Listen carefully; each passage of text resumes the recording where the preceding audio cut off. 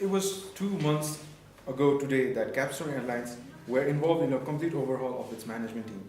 The existing company was at crossroads and in desperate need of decisive decision makers and a decisive strategy. Hello and good morning, everyone. Thank you for your presence. This presentation charts the fortune of Capstone Airlines from a humble regional airline to one of the industry's leading luxury airline. Capstone Airlines has grown exponentially over the last 8 quarters, and within this presentation, we hope to outline how and why this was possible.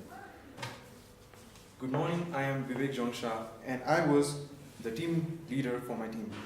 As my team members felt that I had the best organizational skills, which I am happy that I could prove them right. So, I will fulfill my role well, letting the team know about any issues that arose and any change in the meeting times. As the team leader, I was ultimately responsible for the gathering of all the decisions made by the team and entering them each week. So, most importantly, I was responsible for assigning the group with a particular task and their own position, which they were to focus on, to ultimately meet and put up all the decisions together and see if they were feasible.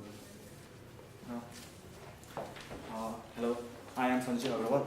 I was the marketing chief of the company.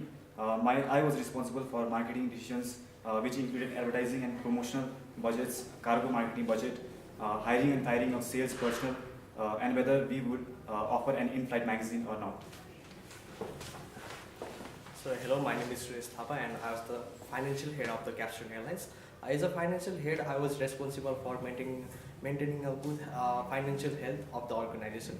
As well as I used to crunch the numbers and see what decisions were financially feasible to maintain to achieve the long-term vision we have set for the Capstone. Hi, I'm Anushka Patra, HR by Regional for the Capstone Airlines. My responsibility to attract and recruit employment focus for the quality, training budget, and for employee turnover company. I look for compensation policy for the company too. So, in strategic management, there exist the interrelated stages to be followed to enable a successful strategy formulation and implementation. And it all begins with the developing of a strategic vision and mission statement. As Thompson and Strickland said, an organization's strategic vision acts as their roadmap to perceive success and thus reflects the manager's aspiration for the business. So, with these points in mind, the vision of our company was to become the most preferred and trusted regional air carrier of the Great Lakes region of the United States by providing high-quality customer-centric service, safety, and reliability while creating the identity of People's Airline with the consistent innovation. So in terms of our mission statement, it was necessary not only to focus on the profitability rather than, we also focus on the things like customer needs, customer groups, and also what our core competencies were. So while keeping these things in mind, we came up with the mission statement that says that we want to become a regional carrier with a great customer service where the customer were in first priority. Likewise, their safety would never be compromised. And we wanted to set the industry benchmark in terms of service excellence and innovation, embrace new technology, provide cash and flying experience overall, and become a better server of the community through social responsibility and accountability. Likewise, we also determine the core values, which says like we always seek for the improvement, constant innovation, embracing change, customer and employee satisfaction, constant innovation, safety, teamwork, productivity, learning, create and grab opportunities. These were all embraced and these were extensively used throughout the simulation, and this helped us to make the decision in every quarter. So however, to achieve all this strategic vision, we need a good business objective as well. We need a smart business objective. So in order to set a smart business objective, we used balance scorecard. We particularly use balance scorecard because it was used to determine objectives, set targets, measure them, and determine what initiative we should take to obtain those objectives. So, talking about the internal processes, Our objective was to maintain an efficient scheduling of aircraft and asset management. To achieve these objectives, our measures was to increase our return on assets, and with the target to reach at least close or more than the industry average, we took the initiative of acquiring and maintaining the fleet status of our company. For the financial part, I set the goal to increase the revenue and net profit and also maintain an efficient cash flow. So the measurement were the amount of revenue and net profit compared to the net industry and higher return on the asset and equity. Likewise, the target was to obtain the revenue of 5 million and with the net profit of more than $300,000 in each quarter. Likewise, to in the target to maintain efficient cash flow, it was the industry average ratio, and the initiative we took was to increase marketing and promotion budget and proper utilization of cash in hand. Now focusing on the customer processes, my objective was to identify customer needs and inefficiencies and also implement solutions. The measurement that I took was based on quality and reliability provided to the customers. My overall target was to attain more than 90% of quality and reliability. And the initiative that I took was to invest in quality and training budget to improve employee productivity. For learning and growth, my objective is lowest employment turnover rate in industry. Measurement employee turnover rate target is to employee turnover rate less than 3% within the 6th quarter. Initiative is to invest in additional compensation for the employee. And another objective is attract the skill work on the basis of the minuteracy measurement. Hiring decision making review target was to more than 90% of the employee satisfaction. Initiative is providing equal opportunity for all. So now, to coordinate my team and make my workforce more efficient, I had to follow a leadership model. And being a leader, I followed the visionary and affiliative leadership. This helped me guide and direct my company towards the shared vision. It helped me motivate and lead my team effectively and efficiently. Although my decisions were not always right, I was able to improvise on them and create a better decision in the upcoming quarters. And we also followed the TMT model strategy, which is top level management, which shows the communication was very vital to the group. So now talking about the decision making process. We as a team had predetermined our decision making process to avoid any conflicts and disagreements while making the decisions in the quarters to come. And likewise, the first step was to frame the problem, which meant identifying the problem. And the second step was to generate the alternatives, brainstorm what solutions that we had. And likewise, it was important to note that the solutions could have potential outcomes which could be positive and negative for the company. So we had to evaluate those consequences and choose the best out of it. Now talking about the industry context, we have used quarters 5 forces analysis to analyze our industry. We have used this model because this model helped us to analyze helped us to know the strength of our current competitive position as well as the position we were considering moving into. So the 5 forces are: first is bargaining power of buyers. The bargaining power of buyers was high in our airline industry due to online ticketing and distribution systems, as well as the tight regulations on the demand side of the airline industry. There was also low cost switching between airlines, which led to lesser customer loyalty. The second is bargaining power of suppliers. The power of suppliers in our airline industry was moderate to high. The third is threat of substitute products. Regarding the threat of substitute products, the impact was very high in our airline industry. The fourth is threat of new entrants. There was also high impact on threat of new entrants as there was as the route entering cost was very low.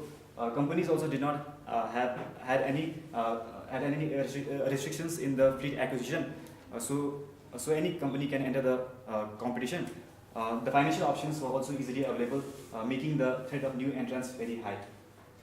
And the final one is rivalry among existing competitors. The rivalry among existing competitors was extremely high in the airline industry due to a number of reasons, which include entry of low-cost carriers and the tight regulations due to concern of safety, which leads to high operating expenses. The continuous R&D required to beat the market was also one of the competitive criteria in our industry. So now the overall strategy of our company, according to the Porter's generic strategy table, we focused on differentiation focused strategy. We adopted the differentiation focused strategy as our ultimate goal was to dominate the luxury market by providing our customers with additional services and favorable fare prices. With addition of reliable fleet services, we are able to differentiate ourselves from the rest of the competitors. Capabilities. Our company also had dynamic capabilities which includes sensing, seizing, and shifting. Foremost, sensing. Sensing of the opportunity included our grabbing of the opportunity to leap into the luxury market, and the threat of, we are also very much up to date about the pricing model of our competitors and the services that they provided. Similarly, the seizing of the opportunity was also one of the capabilities that we were aggressively following to dominate the empty routes, an opportunity to gain valuable workforce. For instance, in one of our critical incidents, we hired a highly experienced station manager for our company, and similarly the shift was the continuous changing of our pricing strategy, our services, and enhancement of our market reach. So now explaining the Porter's value chain model, talking about the operations. One of the vital aspects of our company's performance was based on scheduling of the aircraft. In the first quarter, we had 3 types of aircraft, which was not so favorable, as it added our operation cost. However, by the end of the simulation, we were only focused on 2 kind of aircraft, which balanced our administrative cost as well as our operating cost. And our day-to-day fleet was about when we were in our normal normal fare price, we had about 3 flights every day, which included morning, day, and evening flights. However, once we reached the luxury fare, it was given that the passenger load will be low, so we had a minimum of 2 flights and a maximum of 3 flights every day. And so the fuel forecast was not really on the cheapest price among on-spot buying and purchasing in quarter basis. So this was the graph for the fuel, which was on an incremental trend. Now coming on to pricing of tickets. Looking at the graph, we can see that we slowly increased our fare per mile from 37 cents to 40 cents while we were serving the normal fare market. But once we entered the luxury fare market, we had a constant price of 50 cents per mile. So we slowly increased so as to not intimidate the customers with previous knowledge of the firm. Now coming into advertising and promotion. As a result of pricing of tickets, we felt it of immediate importance to increase our advertising and promotional budgets. So our long-term commitment to an increased presence within our industry resulted in an overall increase of budget of 300% from quarters 4 to 8. With this increase, we also enjoyed an increase in the share of the market even during the times of fluctuating demands. So as we can see in the graph, we had allocated $5,000 in the first quarter budget for advertising and promotion. But in the end of the quarter, we had allocated the highest budget in the industry. Now promotional fares in each market. So while serving the normal fare market, we provided our customers with additional food services worth cost $2. So after entering the luxury fare market, we offered services worth cost $5, which increased our operating expenses. For human resource, employee compensation at the beginning, quarter 0 to 2, we don't get any profit, so we don't spend for the employee compensation. But after when we lost in quarter 6, when we entrance to the luxury airlines, we increase our profit, so we will not get the employee turnover. And for the quality and training, from the beginning only, we start investing slowly in the quality and the training budget. But after entering in the quarter 6 for the luxury airlines, we start increasing the budget for the quality and training also. And for employment turnover rate, in quarter 0 to 2, we get highly employed turnover is 7.4 in quarter 0 to 2, because we don't spend any money in the in training and development. Compensation. And for 0 to 6, 0 to 9, we just have a 0%. So talking about the financial aspect of the Capstone Airlines, so we in the first quarter we leased 2 additional aircrafts, which were Beechcraft and Embraer. In quarter 5 we owned 3 Embraer and leased 2 British Aero, as we intended to enter in the luxury market. So at the end of the quarter 9 we had 3 Embraer and 1 leased British Aero. Yeah.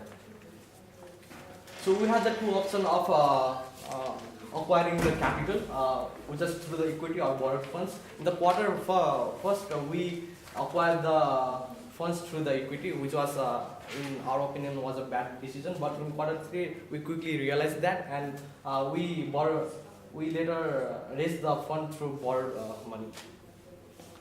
So in terms of dividends paid, we did not really paid dividends to our shareholders till quarter 5, but as soon as our net profit started to increase, we increased the dividend paid to our shareholders as well. So as you can see, due to the bad decision we have made in first 2 quarters, it have the profound effect on our stock price as well as net profit. However, we were very quick to realize that this, and we changed our strategy, and as you can see, our cumulative net profit increased. At the end, we had more than 2.1 million of cumulative net profit. So this is the industry cumulative net profit analysis. As you can see, till quarter 4 we were operating in negative, but we bounced back and was one of the highest. We gained one of the highest cumulative net profit in the industry. This compared to our industry leader, which were Falcon and the EasyFly. And due to the increased cumulative net profit, we also had the good line of credit to up to $24 million. And also we were able to obtain industry high quality and reliability, which was 99%. So now diagnosis of performance. As you can see, we had lost in 2 consecutive quarters, quarter 1 and quarter 2, where we had negative profit. But however, by the end of quarter 9, we had a very good net profit. That was the industry highest, and also good quality cumulative profit. Similarly, the ratio analysis. The ratio analysis of our company was able to achieve positive figures by the end quarter in all aspects compared to the first quarter. It is worth noting that our EPS and earning per share is really low, given that our equity was very high. So while making the critical decision, we made extensive use of mission statement, vision statement, and core values. We stick to our core values while making a decision in critical incident. We also made extensive use of our team constitution while making the decision. Using our team constitution while making a decision helped us to build a correct intuition as a team. And we also were able to quickly improve the quality of our strategic decision and maintain a disciplined pace, and also diffuse political behavior. As a result of good teamwork, we were able to make some good decisions. Like, for example, in quarter 7, we were awarded as the employer of the region for the integrity in employment and practices. Likewise, in quarter 9, our suppliers, Best Brothers, were very appreciative of our business, and this will result to 200,000 to 3,007 next year. So from this simulation, what we learned is the crisis management. As in our first 2 quarters, our decisions were not good, but we were able to bounce back and also made some very vital decisions, like entering in the luxury market, which shows that we have a good risk-taking capabilities as well, and also the change management and teamwork as well. The future plans is to dominate the luxury market. So to achieve this target, we have the action plan to reduce our total equity so that return on equity increases, maintain the healthy ratio between current liabilities and current asset to balance the current ratio, and also increase our return on sales by providing proper fair sales and deciding a better fair price, and maintaining good quality and reliability, and also invest in quality training budget with good compensation policy. So in a conclusion, I'd like to say despite of setting back, despite of making some bad decision in first few quarters, we regather together as a group and make some changes over our strategy, and we're quickly able to increase our stock price, net profit, cumulative net profit, line of credit. So given that we have the industry highest service quality, reliability, good cash flow, and also a good line of credit, we don't see no reason that we cannot dominate the luxury market in the future. Thank you. Thank you.